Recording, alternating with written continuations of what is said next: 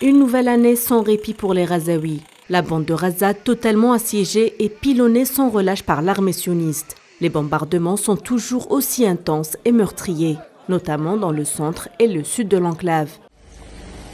Toujours ces mêmes scènes de destruction et d'atrocités humaines. Des quartiers entiers réduits en ruines et des habitants qui tentent de retrouver des victimes dessous les décombres. De violents affrontements ont eu lieu dans les camps du centre de l'enclave. Des explosions ont été entendues dans la région sous d'intenses bombardements sionistes.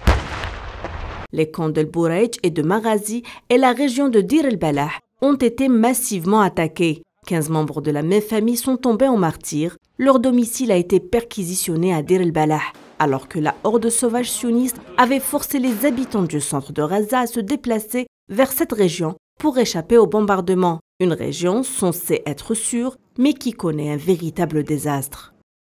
Le camp de Nusayrat n'a pas été épargné. De violentes frappes ont été lancées sur un carré d'habitation, faisant des dizaines de morts et de blessés. Au cours des dernières 24 heures, 70 Palestiniens sont tombés en martyrs et plus de 100 autres ont été blessés dans la partie centrale de l'enclave. Les villes du sud de Raza sont promises au même sort que les villes centrales, où des quartiers entiers ont été réduits en poussière. Les infrastructures, notamment de santé, s'effondrent les unes après les autres. À Khan Younes, les combats font également rage. L'armée d'occupation a mené de nouvelles frappes terrestres et aériennes au centre et à l'est de la ville.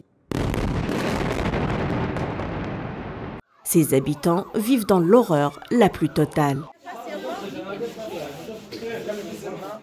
Pari perdu pour l'entité criminelle. L'armée de l'occupation a annoncé mardi matin le retrait de milliers de ses soldats de Raza dans les prochaines semaines. Une décision synonyme d'échec pour l'opération militaire sioniste. La horde sauvage sioniste a montré une nouvelle fois son incapacité à atteindre les objectifs tracés sur le terrain. Pourtant, elle a annoncé pas plus tard qu'hier qu'elle poursuivait ses massacres tout au long de l'année 2024. Ce nouveau revers confirme l'état de quasi-paralysie politique au sein de l'entité sioniste, surtout après ses échecs avérés au double plan militaire et économique qui auraient un impact encore plus lourd.